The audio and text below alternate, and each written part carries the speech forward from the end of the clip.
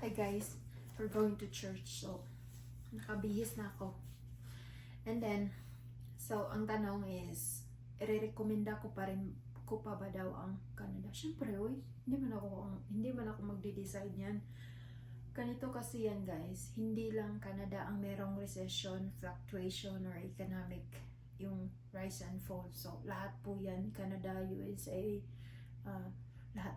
lahat ng sulok ng mundo merong recession, merong fluctuation na nangyayari, merong highs and lows and going down, going up. So anong word man yan, lahat yan, hindi lang dito, Turkey, lahat ng Middle East, lahat ng bansa merong recession, merong fluctuation, merong increase, merong decrease. So kahit saan naman. So, syempre, recommend akong Canada. But, you have to make sure na ang pagpasok mo ng Canada, mag-research ka na eligible ka ba, yung fund mo, yung fund na kakailanganin mo, it's because hindi lang ikaw, say for example, may pamilya ka, or kasi i-declare kasi yun lahat, gaya dito ng pagpasok ko, i-declare mo yan yung family tree ng aplikante, ng main applicant. So, kung immediate family mo, may asawa ka at anak, so you have to consider magkano ang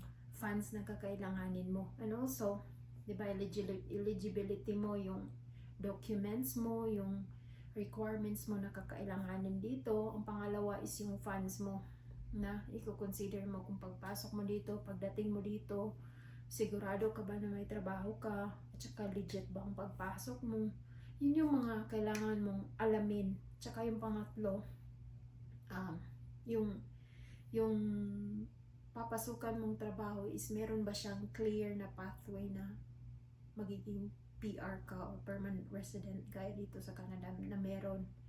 Pero siguraduhin mo na yung pathway na a-applyan mo is klaro na meron siyang naka-attach, supported by PR, para hindi ka mangangapa, for example, hindi ka ma-renew or kaya nga dito ngayon naghigpit, diba? So naghigpit ang Canada is because maraming abuso, maraming nagtatrabaho na mga tourists na nag-work under the table, supposed to be nagbakasyon pero nagtatrabaho sila. So yun yung mga kailangan mong i-prepare sa sarili mo na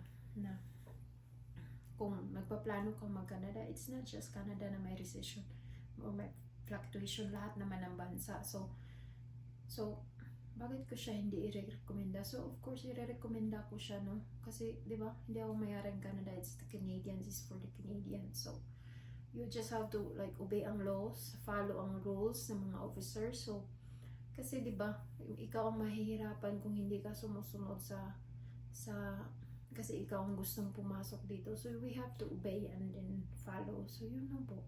I would still recommend Canada, of course, no? Kahit naman saan, bakit ko hindi siya i-recommenda? That's not. So, yun lang.